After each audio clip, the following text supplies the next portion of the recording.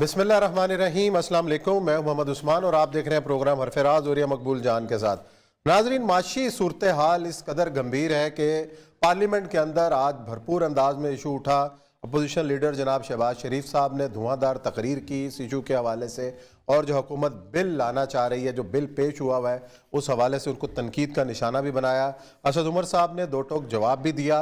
आज का हमारा मौजू है कि आखिर इस मसले का हल क्या है और क्या हुकूमत इस कानून साजी में आसानी से कामयाब हो जाएगी या अपोजिशन की जानिब से पेश करदा जो तजावीज़ हैं उसको कबूल करेगी। यह है आज का मौजू। साथ एक बहुत बड़ी खबर जो है वो भारत से है कि जहां भारत की फ़ौज के अंदर एक अनरेस्ट पैदा हो रहा है और एक भारत के साबिक नेवल चीफ ने एक इंटरव्यू दिया है और ऐसे इंकशाफात से भरपूर इंटरव्यू है कि भारतीय फ़ौज को जेनोसाइड्स के लिए कहा जा रहा है मुसलमानों की। इस हवाले से दस्तखती मुहिम चली है और सदर भारत को एक ख़त लिखा गया है, उसकी तफसीलात से आपको हम आगाह करेंगे। साथ ही जिक्र करेंगे काज़किस्तान की सूरत हाल और कुछ जिक्र होगा अफ़गानिस्तान का। लेकिन बढ़ते अपने पहले मौजू की जानिब और गुफ्तगू सुनते हैं कि पार्लिमानी पार्टी के इजलास के बाद और उसके बाद पार्लियामेंट के अंदर अपोजिशन लीडर शहबाज शरीफ साहब ने क्या बात की इकॉनमी के हवाले से, और फिर उसके ऊपर बात आगे बढ़ाते हैं। सुनाए दर। पाकिस्तान महंगाई के लिहाज से दुनिया में तीसरे नंबर पर आ चुका है। पाकिस्तान की जो मईशत जो है वो दम तोड़ रही है। बेकरी, उसके ऊपर टैक्स लग गया, अंडों के ऊपर टैक्स लग गया, लाल मिर्चों के ऊपर टैक्स लग गया, खीरखार बच्चों का जो दूध होता है, मिल्क पाउडर, उसको भी उन्होंने बख्शा, उसके ऊपर टैक्स लग गया। वज़ीर आज़म को तकड़ा करें कि वो घुटने टेक रहे हैं IMF के आगे, कौम के मफाद के लिए खड़े हों, तो हम उनके साथ हैं। हम तमाम इख्तिलाफात भुलाकर इस बिल में हम वोट देंगे अगर ये अमेंडमेंट वापस विड्रॉ करें। इस तरह ये बिल लेके आए और उसको बुलडोज इन्होंने किया, तो हम इस ऐवान में भी इसकी भरपूर मुज़ाहमत करेंगे और सड़कों पर भी करेंगे और बाहर भी करेंगे। पाकिस्तान की जो मईशत है, पाकिस्तान की जो सिक्योरिटी है, ये सिक्योरिटी रिस्क बन चुके हैं। जब शफाफ इलेक्शन होंगे तो फिर पाकिस्तान के करोड़ों अवाम वो इनको इबरतनाक सबक सिखाएंगे। जनाब स्पीकर, तमन्ना आबरू की है अगर गुलजारे हस्ती में तो कांटों में उलझकर जिंदगी करने की खू कर ले, और नहीं ये शान खुददारी चमन से तोड़ कर तुझको कोई दस्तार बनफले को जेबे गुलो कर। जी, और यह सब जो सवाल जो पहला ज़हन में आता है कि जो शहबाज शरीफ ने कहा कि जी इकॉनमी की सूरत हाल इतनी ख़राब हो गई कि सिक्योरिटी रिस्क बन चुके हैं, और हमारे जो इससे पहले अपोजिशन वाले कहते रहे कि एटमी प्रोग्राम को भी ख़तरा लाक है। वाहिद इलाज उन्होंने बताया कि जी इलेक्शन हो, फ्री एंड फेयर हो, और उसके बाद जो हुकूमत आए, जो भी हुकूमत आती है अब इस स्टेज के ऊपर, साल बाद आ जाए, 6 महीने बाद आ जाए, जिस सतह पर हमारी मैशत जा चुकी है, कितना अरसा लगेगा इसको ऊपर उठाने में। और कोई भी हुकूमत इन्हीं की आ जाती है, शहबाज शरीफ साहब वज़ीर आज़म बन जाते हैं, क्या कोई मौजज़ा दिखा सकते हैं? होगा क्या? मैं ये जो शेर उन्होंने पढ़े हैं ना, नहीं ये शान खुददारी चमन से तोड़ कर तुझको कोई दस्ते गुलू कर ले, जेबे गुलू कर ले, कोई दस्तार में रख ले, कोई जेबे गुलू कर ले, शेरों की बात नहीं है।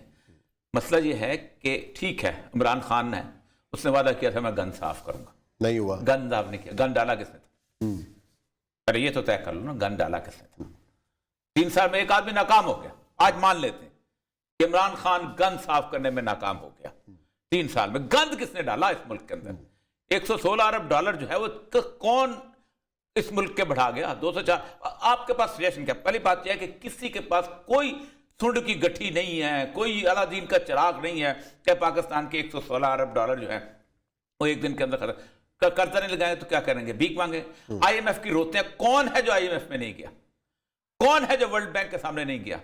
कौन है जिसने जाके कशकोल नहीं पड़ा? सब ने, खा वो फौजी हो, खा वो ये हो। मसला सर ये कि इस मुल्क को यार बेवकूफ ना बनाओ। ये हम बहुत सीरियस जगह पे खड़े हुए। आप इस वक्त बात कर रहे हैं कि एटमी प्रोग्राम आप दे देंगे। अब एटमी प्रोग्राम किसी के बाप की जरूरत नहीं है एटमी प्रोग्राम को दे दें। उसकी वजह यह है कि आप एटमी प्रोग्राम चला सकते हैं, दे को नहीं सकता, और इस थ्रेट को यूज को नहीं करने देता कि हमारे पास एटमी प्रोग्राम है, हमारे साथ डील करो। फिर 3-4 अरसे से कह रहा हूं कि भाई पाकिस्तान को अपनी स्ट्रेटेजिक पोजीशन को इस वक्त एक्सप्लॉइट करना चाहिए। आपकी स्ट्रेटेजिक पोजीशन यह है कि गुज़श्ता 40 साल में, मैं प्रेस देख रहा, 40 साल में कभी भी, यानी आफ्टर रशिया के जाने के बाद, कभी भी अमेरिका ने इतना पॉजिटिव लॉ पाकिस्तान के हक में पास नहीं किया। अगर नाम तक गायब कर दिया, स्ट्राइक ऑफ कर दिया, क्यों? आपके साथ ताल्लुकात बनाना चाहता है, आपके साथ यहां रहना चाहता है। پھر اس کے بعد دوسری بات یہ ہے کہ چائنا کا مفاد آپ کے ساتھ وابستہ ہے. ابھی آخر اس میں بات جب ہم قزاقستان میں بات کریں گے ہم بتائیں گے کہ پاکستان چائنا کا گھیرا کیسے تنگ ہو رہا ہے, وہاں کیسے تنگ ہو رہا ہے, آپ کی حیثیت کیا ہے اس وقت. آپ یہاں کھڑے ہو کے الیکشن کروانے جا رہے ہیں. پاکستان الیکشن, پاکستان تو یہاں پر اس وقت ایک طرح کی کسے کہتے ہیں چھوٹی سی جلسے کا مکمل نہیں ہو سکتا, اتنی ہماری فرجائل پوزیشن ہے. یہ جو 400 ارب کے ٹیکس لگے ہیں, آپ مجھے عثمان صاحب بتائیں, اس موبائل پہ ٹیکس لگا, اب ایک آدمی موبائل باہر سے نہ منگوانا شروع تو آپ ٹیکس اکٹھا کر لیں. بچوں کا دودھ مہنگا ہو گیا, اگر وہ بچوں کا دودھ جو ہے وہ کم آنا شروع ہو جائے تو کیا آپ ٹیکس, امپورٹس پہ ٹیکس لگا ہے نا سارے کا سارا, امپورٹس بند ہو گئی تو آپ 400 ارب نہیں کریں گے تو آپ اسٹیٹ بینک سے پیسے نہیں لے سکتے. وہ کہتے ہیں جی پہلے ہمارے پیسے دو, اب وہ پہلے آپ کے پیسے دیں گے تو آپ کیا کریں گے, آپ نوٹ چھاپنے کو نہیں کہہ سکتے. اس طرح پاکستان کو سکویز کر دیا گیا ہے کہ آپ عام جسے کہتے ہیں انفلیشن نہیں بڑھا سکتے. یہ ہے. اب اس معاملے کے اندر میں آج بھی پڑھ رہا تھا CIA جو 5 مختلف طریقوں سے کسی ملک کو تباہ کرتی ہے وہ کیسے ہوتے ہیں. اسے کہتے ہیں سب سے پہلا جو کام وہ کرتے ہیں فنڈنگ دا اپوزیشن. یہ بھٹو نے الزام لگایا تھا, مجھے پتا ہے پیسے کہاں سے آ رہے ہیں, اگرچہ کہ ہم اس تحریک میں تھے لیکن اب پیپرز پڑھتے ہیں. مصطفیٰ تحریک کے بارے میں الزام لگایا تھا انہوں نے, بھٹو نے لگایا. آج جب پیپرز نکلتے ہیں نا تو آپ کو پتہ چلتا ہے کہ پہلا فنڈ کیا گیا تھا ویتنام کے اندر 1963 اور اس کے بعد گویٹامالا میں کیا گیا تھا. پھر پیپرز میں نظام مصطفیٰ کے پیپر جو ہیں وہ فنڈنگ دی اپوزیشن, تاکہ اس کا ثبوت موجود ہے. پبلک اپرائزنگ تحریک نظام مصطفیٰ کی فنڈنگ کو جو پیپرز نکالے جا رہے ہیں, امریکہ نے فنڈ کیے, بہت بڑی خبر, بہت بڑی خبر. پیپرز پرائز نکل رہے ہیں اس کے اندر سے. اچھا, ایک ویتنام ہے, گویٹامالا ہے, پاکستان کی فنڈنگ اس کے اندر ہوئی ہے. ٹھیک ہے. سیکنڈ وہ کہتے ہیں کہ ہم کرتے ہیں پھر اسیسینیشن. اس میں کانگو کی اس کا مثال دیتے ہیں کہ کانگو کی انہوں نے وزیر کو مروا دو, بھٹو کو اور طریقے سے اسیسینیٹ کر دو, اس کو عدنان مندریس کو مروا دو. یہ اس طرح کے اسیسینیٹ تاکہ کیوس پیدا ہو, تبھی تباہی بربادی ہو. پھر اس طرح کے ڈسٹرائنگ دی اکانومی, اس کو کہتے ہیں اکنامک اسیسینیشن. پاکستان اس تیسرے فیز سے گزر رہا ہے. پاکستان بھی گزر رہا ہے اور ترکی بھی گزر رہا ہے. ترکی نے تو کسی حد تک سنبھال لیا, بہت سنبھال لیا. میں تو حیران ہو گیا. آپ حیران ہو گئے عثمان صاحب کہ 15-16 روپے پہ وہ لیرا آ چکا ہوا, 15-16 آج کل 13 روپے آ گئے, 13-12 ڈالر 8.5 روپے پہ آ گیا. اب نہیں دیکھیں نا اسٹیبلائز ہے. مطلب میں پیسے جو تھے $100 میں نے کیے تھے, سارا کچھ کرا کے خرچ نہیں ہوا تھا. یہ ہوتی ہے نا اسٹیبلٹی اکانومی, پتہ چلتی ہے نا. اس کے بعد وہ کہتے ہیں کہ میڈیا ٹیک اوور. اس کے اوپر پھر انہوں نے کہا ہے اٹلی میں کیسے ہم نے میڈیا کو فنڈ دیے. $50 بلین تو پاکستان کے لیے اس نے رکھا تھا بش ایڈمنسٹریشن نے. $50 بلین سر, چھوٹی اماؤنٹ نہیں, ملین ہوگا سر, 50 بلین اوور آل پاکستان کے لیے اس کے اندر کچھ تھا. اس وارلڈ کے اندر 50 بلین کچھ بھی نہیں ہے, جہاں $3000 ارب خرچ ہو رہے ہیں وہاں کچھ بھی نہیں ہے. اس کے بعد ہوتا ہے کریٹنگ کیوس. مصدق کے بارے میں پاکستان کو اب اس سطح پہ وہ لے آئے ہیں, خواہ وہ عمران خان کے تھرو آیا ہے, خواہ وہ نواز شریف کے تھرو آیا, خواہ وہ زرداری کے تھرو آیا, اور خواہ وہ مشرف کے تھرو آیا, کہ پاکستان از ان اے اسٹیٹ آف کیوس. آپ کو آپ کے ہاتھ پاؤں پھولے, میں فنانس والوں سے بات کرتا ہوں, ان کے ہاتھ پاؤں پھولے ہوئے ہیں کہ آپ کچھ عرصے کے بعد آپ نوٹ چھاپ تو لیں گے, ٹھیک ہے, لیکن کیسے چھاپیں گے؟ اسٹیٹ بینک کو تو تالا لگا. آج جو اپوزیشن نے کہا ہے, شہباز شریف صاحب نے کہا ہے کہ جس اسٹیٹ بینک کو جو ہے وہ پارلیمنٹ کے سامنے کم از کم جواب دے تو کرو. اتنی پارلیمنٹ کے سامنے تو آج بھی جواب دے, کس نے کہا کہ نہیں ہے, کچھ بلائیں نا بنانا. کوئی state bank is our bank. Finance secretary جواب دے, اس کے سامنے جواب ہوتا ہے فنانس سیکٹری کا پیسہ bank he, state bank is a bank. میرا پیسہ اگر UBL کے اندر ہو, میجر شیئر میرا ہو, 90% شیئر میرا, میں کہتے UBL کو یا HBL کو نہیں بلاؤں گا. پاکستان کی اس کے مدد, پاکستان کے 90% فنانس کے تو پتہ نہیں کتنے اس کے اکاؤنٹس اندر پڑے ہوتے ہیں. ایک تو پبلک کا شیئر ہوتا ہے نا, پبلک منی وہاں ہوتی ہے, ایک گورنمنٹ کا شیئر ہوتا ہے, وہ بھی چھوٹا نہیں ہوتا. گورنمنٹ کو جب کس نے کہا کہ جواب دے, بلائیں اس کو, نہیں بلاتے پھر دیکھی جائے گی. اگر پاکستان آرمی چیف آتا ہے تو اسٹیٹ بینک کے چیف کی کیا حیثیت ہے؟ یہ بات نہیں ہے. ہوائی باتیں ہو رہی ہیں پاکستان کے اندر, سیریس گفتگو نہیں ہو رہی. نہ وہ کر رہے ہیں ہمارے اکانومسٹ سیریس گفتگو کر رہے ہیں, کوئی نہیں کر رہا. سچی بات بتاؤں, کوئی نہیں کرنا بھی چاہتے ہیں اس ایشو پہ کہ بات نہیں. وہ سارے دیر, اور مجھے اکثریت, میں نے بڑے رسپیکٹ سے بات کروں گا. میجورٹی کوئی ہو سکتا ہے, اللہ تعالیٰ نے کسی کو توفیق دی ہو, لیکن میجورٹی جو ہے وہ IMF ورلڈ بینک کی لائن ٹو کرتے ہیں. اور وہ سمجھتے ہیں کہ پاکستان کے اندر ایک اسٹیٹ آف اچھا پاکستان میں جو اکانومسٹ رہے ہیں پاکستان کی گزشتہ 30-40 سالہ ہسٹری کے اندر سارے وہیں سے کوئی ایک بندہ بتا دیں سارے وہیں کہ سے جو وہاں سے نہیں آیا اور اس نے کوئی کام کیا ہو. آپ دیکھیں سب سے بڑا ٹینیور جو ہے نا، سب سے سٹیبل ٹینیور وہ وزیر خزانہ کا ہوتا تھا.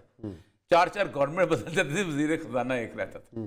وہاں سے اس کو قیلی، میں حیران ہوتا ہوں کہ جب پہلے پلاٹ الاٹ ہوئے ہیں، پہلے پلاٹ جس میں ایوب خان کو 500 ایکڑ زمین ملی تھی، اس میں کوٹری براج کے اندر، اس میں اکیلی جو تھا نا وہ امریکہ سے آیا تھا، اس کو بھی 500 ایکڑ ملا تھا، اور بیگم اکیلی کو بھی انہوں نے دیے تھے 500 ایکڑ. اچھا اتنی لاڈلی تھی وہ.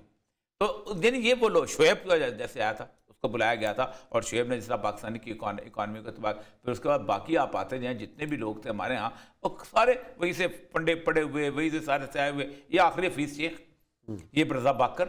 اچھا اسی ضیاء الحق کے دور کے اندر جو پلاننگ کمیشن کو ہیڈ کیا پروفیسر خورشید صاحب جیسے لوگوں نے، ان جیسے محبوب الحق صاحب کا نام آپ بڑے عزت و احترام سے لیتے ہیں، محبوب الحق نے، غلام اسحاق خان کا ذکر ہوتا ہے، یہ سارے اسی سے انفلوئنس تھے. نہیں، غلام اسحاق خان جو تھا نا وہ اس کو خاص طور پہ دیکھیں اس وقت وہ کہہ رہا تھا، یہ اللہ تعالیٰ کی تقدیر ہوتی ہے.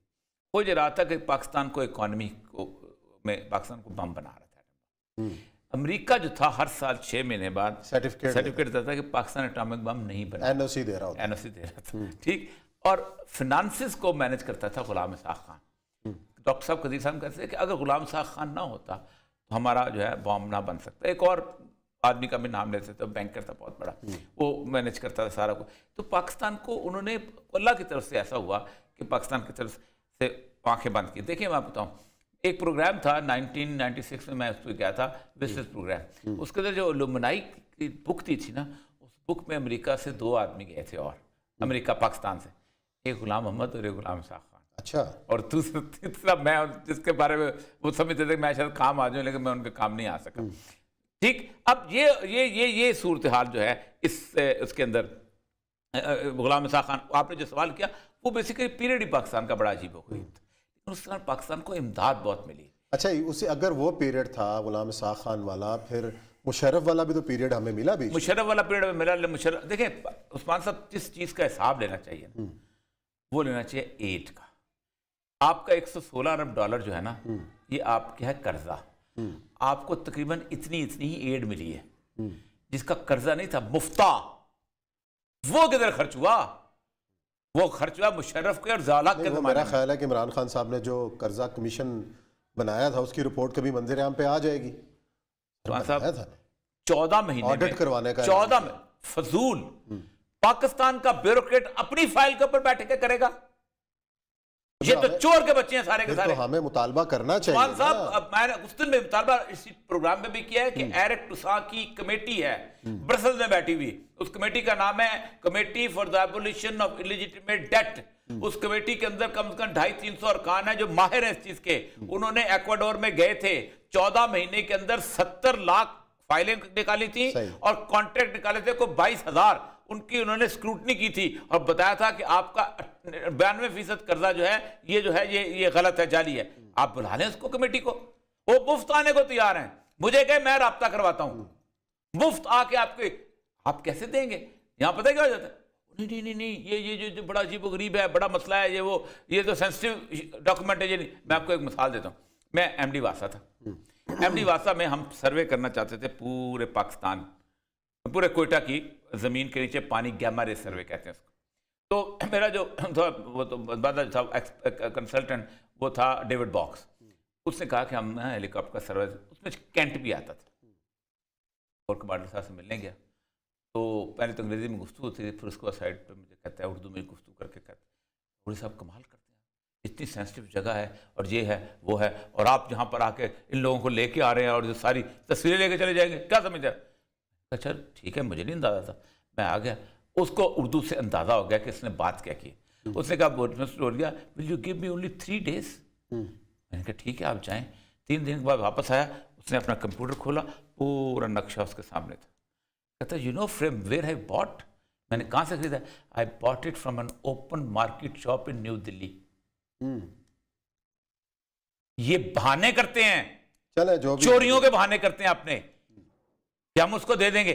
یہ سچویشن. اچھا جی، آپ جو ہمارا اصل موضوع ہے جو کہ یہ جو اکانومی کے حوالے سے جو بھی بحث چل رہی ہے اس کو سمیٹے گا کون, اور یہ کسی رخ پہ جا رہی ہے؟ سر آپ مساق کے معیشت ہو رہا ہے نہیں ہو رہا؟ آپ کو دیکھیں جن لوگ جو لوگ ان تینوں کو لاتے رہے نا, ان کو چاہیے کہ ان تینوں کو کان سے پکڑ کے یہ جگہ بٹھائیں گے, ٹھیک تینوں کو بٹھانا. وہ تو کہہ رہے ہیں ہم نے کان نہیں پکڑنا, اپنا اپنا آپ ہی نپٹو, اپنا کان پکڑے.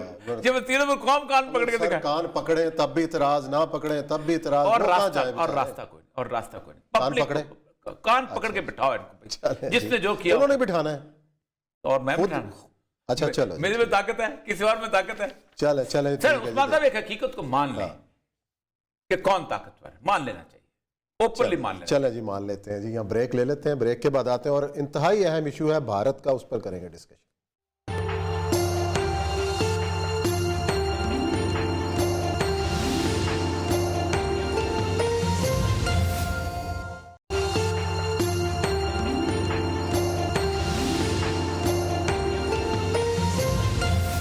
جی ناظرین, یہ گفتگو آپ نے سنی سابق نیول چیف اور سابق چیئرمین جوائنٹ چیفز کمیٹی, ان کا آپ نے انٹرویو سنا, اور اس انٹرویو میں یہ وہ کہہ رہے ہیں کہ جو اپیل کی گئی ہے کہ مسلمانوں کا قتل عام کیا جائے, اس حوالے سے انہوں نے خط لکھا, اس میں کئی نیول چیفز اور آرمی چیفز بھی شامل ہیں, بہت بڑی تعداد فوجی افسران کی ہیں. انہوں نے اپنا کنسرن شو کیا کہ اس کے سامنے بند باندھا جائے. وزیر اعظم نریندر مودی کو خط لکھا, انہوں نے اپنے دستخطوں کے ساتھ, کئی سفارتکاروں کے اس میں سائن شامل ہیں, لیکن بدقسمتی سے اس کا کوئی جواب نہیں آیا. اور یہ سب جس طریقے سے ایک طرف معاملہ وہ بڑھ رہا ہے, اور ایک جو سنجیدہ طبقہ ہے بھارت کا جس میں فوجی بھی شامل ہیں جن کی یہ بات کر رہے ہیں, انہوں نے اپنا کنسرن شو کیا, اس کے اوپر بھی کوئی جواب ان کو نہیں ملا. اس کا مطلب یہ ہے کہ سب کچھ طے ہو چکا ہے. کا شروع کا حصہ ہے, آگے انتہائی خوفناک باتیں. اس میں 4 نیول چیف ہیں جنہوں نے خط لکھا ہے, اس میں 2 ایئر چیف ہیں جنہوں نے خط لکھا ہے. اس میں کوئی تقریباً 70 کے قریب امبیسڈرز ہیں, سفارتکار. اس کے اندر کوئی 55 کے قریب فیڈرل سیکریٹریز ہیں, بیوروکریسی پوری کی پوری بیوروکریسی. انہوں نے کہا ہے دیکھیں بات سنیں, آپ کو اندازہ نہیں کہ آپ کیا کر رہے ہو. انہوں نے کہا ہے کہ 1% مسلمان ہیں فوج کے اندر, کو 15 سے 19% سکھ ہیں اور 80 سے 85% ہندو ہیں. آپ یہ سارے کے سارے لوگ جو تھے جن کو آپ انڈیا کی ایک مدر لینڈ کی وجہ سے جا کے لاتے تھے, ان کے اندر ایک سیریس قسم کی ڈسسیٹسفیکشن پیدا ہو رہی ہے. اور اگر آپ نے ایک دفعہ لڑائی شروع کروا دی, اور کہتے ہیں ہر دوار کے اندر جس طرح کا اوتھ لیا گیا ہے اور جس طرح کی گفتگو شروع ہوئی ہے اور جس طرح کا سب کچھ ہوا ہے, جینوسائیڈ کا قتل, اس کے بارے میں ایک رپورٹ اس کے اندر کہتا ہے یہ ہے کہ اس کی انڈین آرمی کے آفیسر جو ہیں ان کو پرسویٹ کیا جا رہا ہے کہ تم نکلو, اور یہ پرسویشن جو ہے وہ انڈر ہینڈ کی جا رہی ہے, اور اس کے اندر آرمی چیف کو بھی انوالو نہیں کیا جا رہا. اور یہ کہتا ہے بہت خطرناک بات ہے. سب سے اہم ترین بات جو کہتا ہے کہ اس سارے معاملے کے اندر خاموشی بہت شدید قسم کی, اور خاموشی کی وجہ یہ ہے کہ وہ الیکشن سے پہلے اس معاملے کو مزید تیز کرنا چاہتے ہیں. اور وہ کہتا یہ ہے کہ انڈیا پہلی دفعہ اس مقام پر ہے کہ جس سے اس کے دونوں بارڈر محفوظ نہیں ہیں, یعنی اس کا جو ناردرن بارڈر بھی محفوظ نہیں ہے, بلکہ ایسٹرن بارڈر بھی محفوظ نہیں ہے, اور ویسٹرن بارڈر تو آلریڈی محفوظ نہیں. یہ عثمان صاحب اتنی بڑی بات ہے, یہ میرا خیال ہے دنیا کی کسی فوج کی تاریخ کے اندر اتنے کنسرن کے ساتھ لیٹرز نہیں لکھے گئے. اور یہ آپ دیکھ لیں, ہمارے ہاں آپ دیکھیں, میڈیا دیکھیں, کتنی خاموشی ہے اس کے اوپر, ابھی تک خاموشی چلی آ رہی ہے. اور اگر کوئی مطلب یہ ہے کہ بات کرے گا تو کہیں گے جی یہ تو نہیں. اس کے اوپر کنسرن شو کیا عمران خان صاحب نے بھی بیان دیا, یہ اس اوتھ کے حوالے سے, دفتر خارجہ نے یہ خط یہ بتاتا ہے. اچھا اب میں عرض کروں, آج سے تقریباً 11 سال پہلے جس وقت امریکنز پلان کر رہے تھے, اور اس وقت ایک صورتحال یہ تھی کہ انڈیا میں یہ کنسرن پیدا ہو گیا تھا کہ امریکہ میں چھوڑ کے جا رہا ہے, اور کسی اور طرف پلان کرو, پھر امریکہ کے ساتھ ان کی یاریاں دوستیاں. اور یہ کرسچن مینن ہوتا تھا جہاں پر وہ جو شیو شنکر مینن بعد میں سیکرٹری خارجہ بھی رہا, یہاں کا ایمبیسڈر ہوتا تھا. اس نے باقاعدہ ایک آرٹیکل لکھا تھا, اور اس کے ساتھ اور لوگوں نے 2-3 لوگوں نے آرٹیکل لکھا. اس نے کہا تھا انڈیا کے اندر نریندر مودی کے آنے کے بعد صورتحال یہ ہوئی ہے کہ انڈیا کے اندر اب کسی بھی طور پر بھی ایک ایسا ملک بننے کی پوری آوشکتا جس کو کہتے ہیں وہ ہو گئی ہے کہ جس سے شام ہوتا ہے. کہتے ہیں انڈیا جو ہے گھر لڑائی جو ہے وہ بلٹ اپ ہوگی. فوج کے اندر تو چلو ٹھیک ہے آپ کر لیں گے, لیکن جو سکھوں کا معاملہ شروع ہو چکا ہوا ہے, 19% فوج میں بہت بڑی تعداد ہوتی ہے. 19% کا مطلب یہ ہے کہ آپ ہیں تو پنجاب میں، ٹھیک ہے، اتنا سب آپ کا صوبہ ہے۔ انہوں نے ابھی جو نقشہ شائع کیا ہے اس میں تینوں صوبے شامل کیے ہیں، ہریانہ بھی شامل کیا ہے اور ہماچل پردیش بھی شامل کیا اس کے اندر۔ اس نے کہا یہ پنجاب کا حصہ تھے، یہ آپ کس کا رہتا ہے؟ تو 19% سکھ جو ہیں اتنی بڑی تعداد ہے، کیونکہ یہ سکھ جو ہیں یہ جس علاقے کے اندر آ کے ایک دفعہ انہوں نے ٹیک اوور کر لیا تو پھر تو آپ کہاں جائیں گے اور کہاں نکل سکیں گے؟ اور دوسری بات یہ ہے کہ آپ کس گھر پہ جا کے اٹیک کریں گے، کس جگہ پہ؟ جو اسٹریٹ فائٹ ہوتی ہے نا، یہ فوج کا کام نہیں ہوتی۔ فوج جاتی ہے کور کے اندر، مثلا آپ بہت زیادہ فائر کرتے ہیں تاکہ آگے سے کوئی فائر نہ آئے، نیچے سے فوج موو کرتی ہوتی ہے۔ جب آپ بلٹ اپ ایریا میں جاتے ہیں تو آپ تو کچھ نہیں کر سکتے۔ صحیح بات۔ یہ گھر ہندو کا ہے، یہ گھر مسلمان کا، اور یہ گھر سکھ کا، اور یہ گھر عیسائی کا، اور ایسے جڑے ہوئے ہوتے ہیں آپس میں کہ اگر آپ کو ہو سکتا ہے نشانہ اس سے مارنا چاہے تو اس سے تو اس وقت اتنا کنسرن ہے۔ یہ آخر میں تقریباً آنسو آ گئے تھے اس بندے کے۔ یہ بندہ جو ہے ان کا بہت بڑا لیول کا بندہ ہے، ایڈمرل ارون پرکاش، یہ اس کا خود سے چیئرمین جوائنٹ چیف رہا ہے۔ اس نے کہا ہے کہ یہ انڈیا کی تاریخ میں کبھی ایسا ہوا ہی نہیں ہے۔ اس نے کہا ہے کہ آپ اس کا مطلب یہ ہے کہ انڈیا کے جو مختلف قسم کے سکھ تھے یا جو مسلمان تھے، جو کہ ان کو جنہوں نے مختلف قسم کی قربانیاں دی ہیں، جن کو آپ نے میڈل دیے ہیں، وہ میڈل بھی خرچ دو۔ وہ جو وہاں لگے ہوئے ہیں ان کا جو GHQ ہے، جنرل ہیڈ کوارٹر جو ہے، اس کے اندر سے ان لوگوں کے نام وام سارے کچھ جو ہے وہ ظاہر بات ہے کافی لوگوں نے قربانیاں۔ انڈیا میں سمجھتا ہوں کہ اس مقام پہ آ چکا ہوا ہے جس مقام پہ رسول اللہ صلی اللہ علیہ وسلم شہادت کی تھی کہ یہ تقسیم ہوتے، مملوک کا لفظ، کہ ان کے بادشاہ، بہت سارے بادشاہ ان کے ہو جائیں گے کہ جس پہ آپ پھر آخر میں چھوٹے چھوٹے ٹکڑے اور ان کے حکمران۔ 563 ریاستیں تھیں جس وقت انڈیا جو ہے وہ انگریز آیا جہاں پر، 563، اور ان 563 ریاستوں کے اندر کوئی یونیفائڈ گورنمنٹ نہیں تھی۔ انڈیا کے اندر ہندو جو ہے صرف 250 سال کے لیے برسر اختیار رہا ہے، گپتاز اینڈ موریہ۔ اس کے علاوہ چھوٹی چھوٹی یہ فلانا کا راجا اور سارے راجے ایک دوسرے لڑتے رہتے تھے۔ ایک کے پیچھے کالی دیوی ہوتی تھی تو دوسرے کے پیچھے اپنا کوئی اور دیوتا ہوتا تھا، تو یہ سارے کے سارے جو تھے، یہ ایک اس کا نمائندہ تھا، ایک اس کا۔ اب بنگال والے جو تھے، اور ہر ایک کا دیوتا علیحدہ علیحدہ ہے۔ آپ خود سوچیں کہ جس جگہ بنارس بنا ہے اس وقت، یہ بنارس کیوں بنا؟ لڑائی کی اس نے اپنا برہما سے، شیو نے، اور اس کا سر کاٹ 10 سروں میں 5 سروں میں سے ایک سر کاٹ کے لے آیا اور اس کو لٹکا کے پورے علاقے میں گھمانا شروع کیا، اور بنارس میں آ کے غائب ہو گیا، اور وہاں سے اس نے بنارس کر دیا کہ یہ جگہ بڑی پاک پوتر۔ یہ افسانوں کے ساتھ یہ پورے کا پورا جو ہے ملک جو ہے بلٹ اپ ہوتا رہا ہے، میتھولوجیز والا کنٹری، جیسے گریک میتھولوجی ہوتی تھی۔ ایسے معاملے کے اندر اتنا خوفناک سینیریو بنتا جا رہا ہے انڈیا کے اندر کہ وہ اس میں ایک جگہ اور بھی کہتا ہے، اس نے کہا تمہارا معاملہ یہ آ جائے گا کہ تم کشمیر کو بھول جاؤ گے، کشمیر تمہارے لیے کوئی حیثیت نہیں رکھے کہ وہاں کیا ہو رہا ہے، اس سے بڑے ایشوز بلٹ اپ ہو جائیں گے، تمہیں وہاں سے فوج نکالنی پڑ جائے گی، یہ لیول آ جائے گا۔ اور اگر تم نے وہاں سے فوج نکال لی تو کشمیر کی جو پوری کی پوری سینیریو ہے بنا ہوا اتنے سالوں کا ٹرین سینیریو جو ہے وہ ایک دم قبضہ کر لیں گے، پھر تم کیا کرو گے؟ اتنی خوفناک، خود سوچے نا کہ اب انڈیا کے گلی گلی میں جب وار شروع ہو جائے گی، 22-23 کروڑ مسلمانوں سے اب لڑنا شروع ہو جائے گا، تو فوج تو اتنی زیادہ نہیں ہے، تو 7 لاکھ فوج تو وہاں سے نکلے گی۔ جب وہ نکلے گی تو پیچھے ہیں کون؟ پیچھے تو ملیٹنٹس بیٹھے ہوئے ہیں۔ اچھا، اس صورتحال کو کنٹرول کرنے کی کوئی ایسی قوت ہے انڈیا کے اندر کہ جو وائسز ہیں، جو یہ جیسے ایسی وائسز ہیں، ان کے اندر اتنی طاقت ہے کہ یہ اس کو اوور کم کر سکے؟ بہت مشکل۔ اس کی وجہ یہ ہے کہ 1915 سے یہ چلا آ رہا ہے، 1920 سے پہلی دفعہ جو تھی، یہ گریجولی بڑھ رہے ہیں اپنے گول کی۔ اب یہ نا جب یہ سطح آ جائے نا، پھر وہ جو اس کی کہانی لکھتے ہیں نا اس کی کروسیڈز کی، صلیبی جنگوں، آپ دیکھیں 12 صلیبی جنگیں ہوئی ہیں، 400-450 سال لڑتے رہے۔ اور آخری جو جنگ جس میں ہوا تھا وہ یہ تھا کہ بیلجیم میں ایک ٹین ایجر لڑکا تھا 13 سال کا، اس نے ایک بہت بڑی بگی بنائی تھی، اس بگی کے بعد حضرت عیسیٰ کی تصویریں، بی مریم کی تصویریں، اس کے بعد اور لوگوں کی تصویریں، جا کے تصویریں لگائی تھی فرشتوں کی، سینٹ پیٹر کی، اور اس نے کہا تھا کہ بوڑھے ہار گئے ہیں، ہم جا کے لڑیں گے۔ تو ٹین ایج لڑکے 4 لاکھ اس نے اکٹھے کیے تھے، ناروے سے، بیلجیم سے، سویڈن سے، فرانس سے سارے، اور یہ سارے جا کے مالٹا پہنچے تھے کہ ہم مالٹا سے کراس کر کے جائیں گے فلسطین اور ہم جا کے چرچ لیں گے۔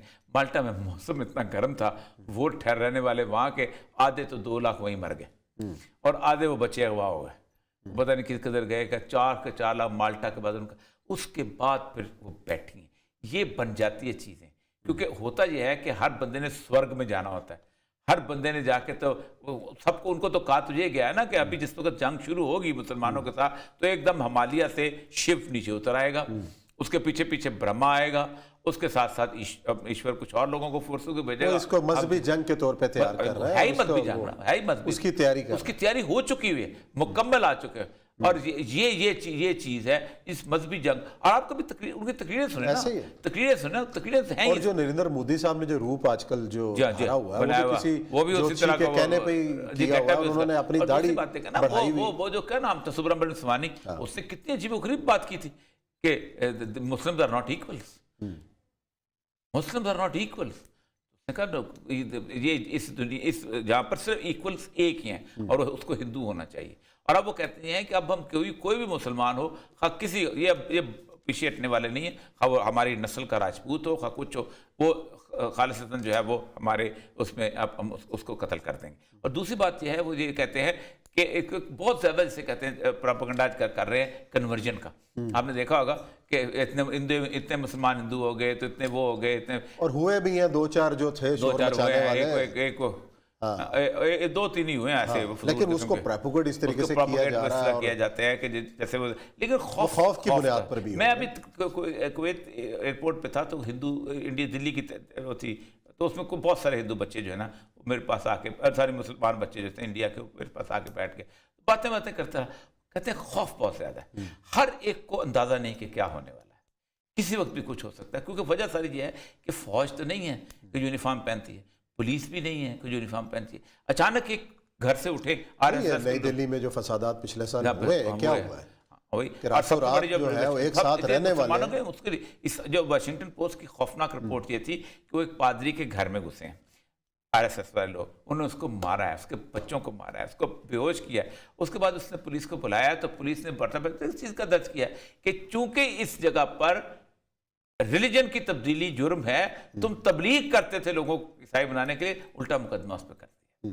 یعنی ریلیجن کی اس کو تقریباً 80% اسٹیٹس میں مذہب تبدیلی منع ہو چکی ہوئی ہے، قانون پاس ہو چکا ہے کہ کوئی اپنا مذہب، یعنی وہ ہندو ہو سکتا ہے واپس جا سکتا ہے، وہ کہتے ہیں وہ گھر واپسی ہے، لیکن ہندو سے کرسچن نہیں ہو سکتا، مسلمان نہیں ہو سکتا، جین نہیں ہو سکتا، بدھ نہیں ہو سکتا.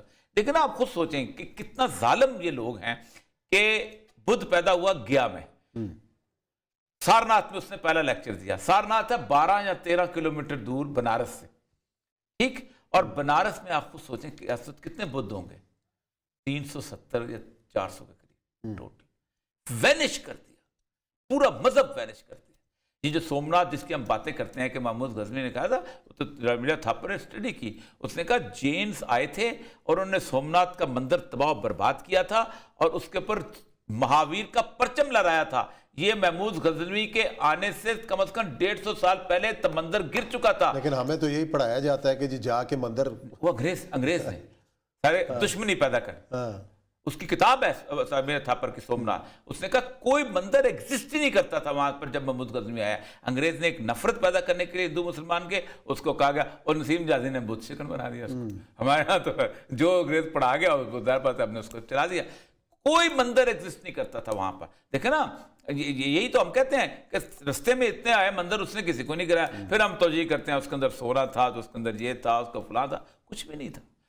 تو مہاویر کا جھنڈا اس کے 150 سال آنے سے پہلے اس میں لہرا دیا گیا تھا.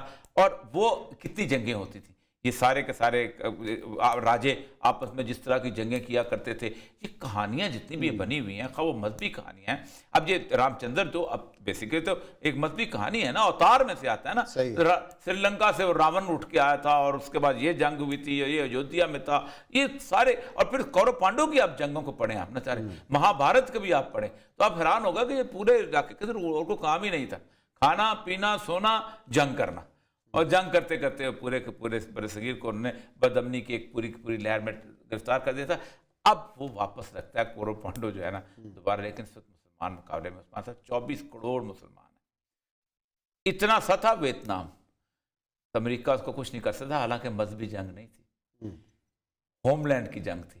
جہاں تو جو بھی مسلمان ہے کم از کم اس کو اتنا تو اطمینان ہے کہ وہ کافر کے ہاتھ سے مرے گا یا کافر کو مارے گا، کیونکہ اس کو یہ تو پتہ ہے کہ کل کو ویسے مار دیں گے. وہی بچے مجھے یہی کہہ رہے تھے، اس نے کہا ہمیں اتنا اطمینان ضرور ہوگا کہ جس کے ہاتھ سے مریں گے وہ مسلمان نہیں ہوگا، اور جس کو ماریں گے وہ مسلمان۔ چلیں جی، اللہ تعالیٰ خیر رکھے، دیکھتے ہیں کیا معاملات کس طرف جاتے ہیں، یا بریک لیتے ہیں۔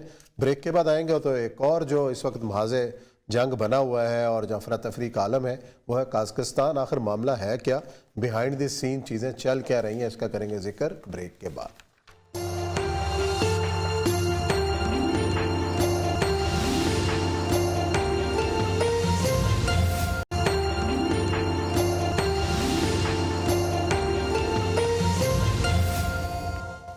جی ناظرین، بریک کے بعد آپ کو خوش آمدید کہتے ہیں۔ قازقستان کی صورتحال گزشتہ چند دنوں سے خراب ہے، حکومت کے خلاف مظاہروں کا سلسلہ جاری ہے، اور یہ سارے مظاہرے ہو رہے ہیں مہنگائی میں اضافے کے خلاف۔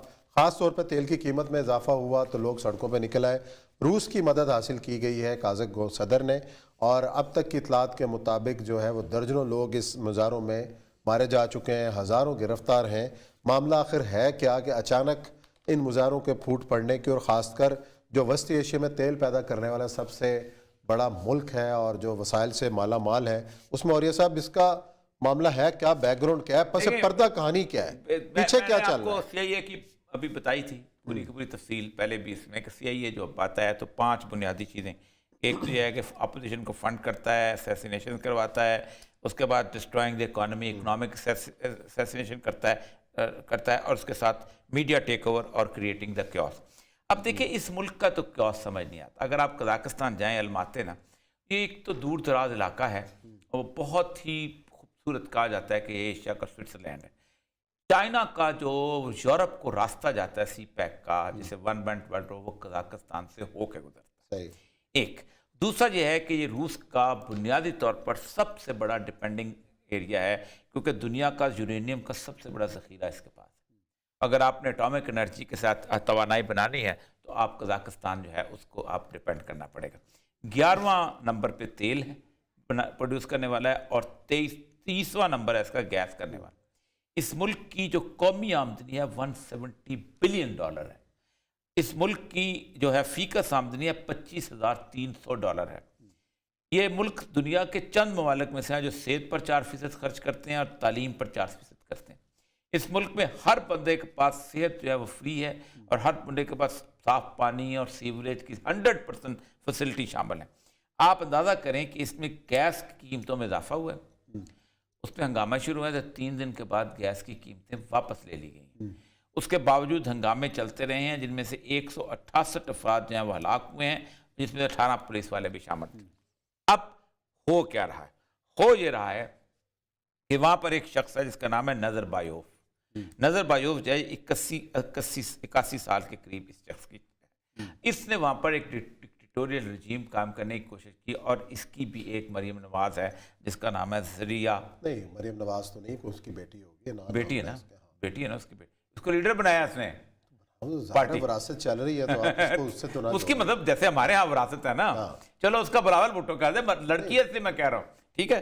اس کی یہ اس کے اوپر سب سے بڑا اعتراض تھا۔ اس کی ایک دوسری بیٹی ہے کہ جو اس وقت اس کو اور اس کا داماد جو ہے اس کو اس نے بینک دے دیا ہے، مین بینک، اور اس وقت وہ سب سے اہم ترین۔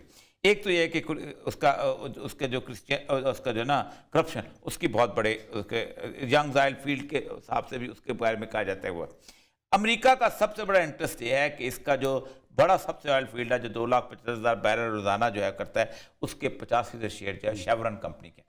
یہ ہے اس کی پوری کی پوری کنڈیشن۔ اب ہو کیا رہا ہے؟ پبلک اپرائزنگ جو ہے یہ بنیادی اصول ہوتا ہے سی آئی اے کا وہاں پر آنے کا، اور یوکرین میں یہ میرے سامنے نقشہ پڑا ہوا ہے۔ یوکرین کی صورتحال یہ ہے کہ یوکرین کے ارد گرد، نیو یارک ٹائم کا نقشہ ہے، اس وقت تقریباً 2.5 لاکھ کے قریب رشیا کی فورسز یہاں انگیج ہو چکی ہیں۔ آپ جب 2.5 لاکھ فورسز یہاں رکھیں گے اور یہاں پر آ کے بھی آپ رشین فورسز لے کے آئیں گے تو پھر آپ جو ہیں وہ فرجائل ہو جائیں گے۔ ایک کونا آپ کا ایسٹ کا ہے، ایک کونا آپ کا ویسٹ کا ہے۔ یوکرین میں جس دن یوکرین نے اعلان کر دیا کہ میں نیٹو میں چلا جاتا ہوں، فوراً وہاں پر نیٹو کے وہ سارے کے سارے جو ہیں ہتھیار میزائل وغیرہ پہنچ جائیں گے، اور یہ تو چین کا راستہ بند کرنے والی صورتحال ہے۔ اس کا مطلب یہ ہے کہ چیزیں اب گرم ہونا شروع ہو جائیں۔ 2011 میں جس وقت سب سے پہلے تیونس میں ہنگامے شروع ہوئے تھے تو آپ کو پتہ ہم کتنے خوش ہو رہے تھے، اب انقلاب آ رہا ہے، عرب سپرنگ ہو رہی ہے، بہار آ رہی ہے۔ میں اس وقت آئے بھی راشد غنوشی صاحب نے حکومت قائم کی مصر کے اندر، ہاں لیکن انہوں نے وہ قائم کچھ کیا۔ نہ ہوا نا مصر کے اندر. مسئلہ یہ ہے کہ مصر کے اندر وہی ہوا کہ مرسی صاحب تیار نہیں تھے. ٹھیک ہے, پورے کے پورے پریپریشنز, یا تو فوری طور پہ لا, جیسے ہمارے ہاں ہوتا ہے کہ کتابیں 400 سال پرانی لکھی ہوئی ہیں, کسی نے تیار ہی نہیں کیا کہ جا کے کیا کرنا ہے, اسباب بل بناتے ہوتے 5 سال گزر جاتے ہیں. وہی ہوا انہوں نے. اور اس کے بعد یہ ہے کہ کرسچین باقی چیزوں کو کھڑا کر انہوں نے دوبارہ کر دیا اور فوج کو لے آئے, تیاری نہیں تھی.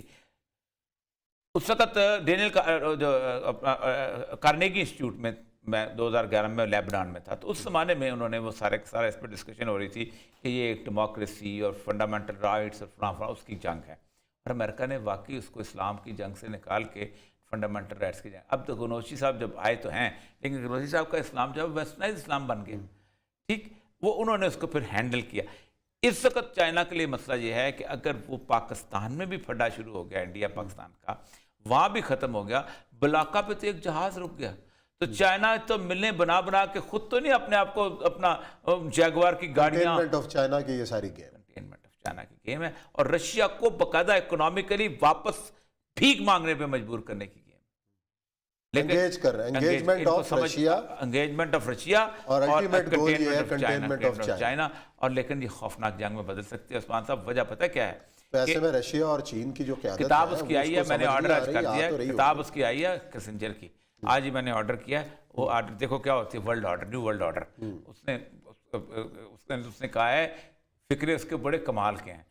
People who are not listening the drums of war are deaf. جو لوگ جنگ کا تبل نہیں سن رہے, وہ کہتا ہے اتنا اسلحہ لوگوں نے بند دیا ہے کہ 26 دفعہ دنیا تباہ ہو سکتی ہے. اچھا, تو اس ایک دفعہ کے تباہ کرنے کے لیے صرف چند سیکنڈ چاہیے. یہ بہت خوفناک والی صورتحال, خوفناک صورتحال بلڈ ہو رہی ہے. لیکن اس میں اب امتحان ہے چین کی قیادت کا, رشیا کا, جو کس طریقے سے قیادت کا مسئلہ نہیں ہوتا. دیکھا نا کس طریقے سے اس کو ہینڈل کرتے. اتنے پرسکون اور اتنے مالدار لوگوں کے درمیان بھی آپ ہنگامے کروا سکتے ہیں, تو پاکستان جیسے غریب ملک کے کتنا آسان کام ہوگا. انگیج کر رہے ہیں, engagement of Russia, engagement of Russia اور الٹیمیٹ گول یہ ہے کنٹینمنٹ آف چائنا. اور لیکن یہ خوفناک جنگ میں بدل سکتی ہے. عثمان صاحب وجہ پتہ کیا ہے؟ ایسے میں رشیا اور چین کی جو قیادت کتاب اس کی آئی ہے, میں نے آرڈر آج کر دیا ہے, کتاب اس ہے. کی آئی ہے کسنجر کی, آج ہی میں نے آرڈر کیا ہے. وہ آرڈر دیکھو کیا ہوتی ہے, world order, new world order. اس نے کہا ہے فکرے اس کے بڑے کمال کے ہیں. People who are not listening the drums of war are deaf. جو لوگ جنگ کا تبل نہیں سن رہے, وہ کہتا ہے اتنا اسلحہ لوگوں نے بند دیا ہے کہ 26 دفعہ دنیا تباہ ہو سکتی ہے. اچھا, تو اس ایک دفعہ کے تباہ کرنے کے لیے صرف چند سیکنڈ چاہیے. یہ بہت خوفناک والی صورتحال, خوفناک صورتحال بلڈ ہو رہی ہے. لیکن اس میں اب امتحان ہے چین کی قیادت کا, رشیا کا, جو کس طریقے سے قیادت کا مسئلہ نہیں ہوتا. دیکھا نا کس طریقے سے اس کو ہینڈل کرتے. اتنے پرسکون اور اتنے مالدار لوگوں کے درمیان بھی آپ ہنگامے کروا سکتے ہیں, تو پاکستان جیسے غریب ملک کے کتنا آسان کام ہوگا. آپ خود سوچیں. تو یہاں پہ بھی تو کرواتے رہے ہیں نا آپ خوبی. آپ نے خود کہا کہ جی فنڈنگ ہوتی رہی ہے, کیسے ہوتی رہی ہے, بڑی خبر بھی آج آپ نے دی ہے. اسی نوٹ کے ساتھ پروگرام ختم کرتے ہیں. کل انشاءاللہ پھر ملاقات کریں گے نئے موضوعات کے ساتھ. اپنا خیال رکھیں. اللہ حافظ.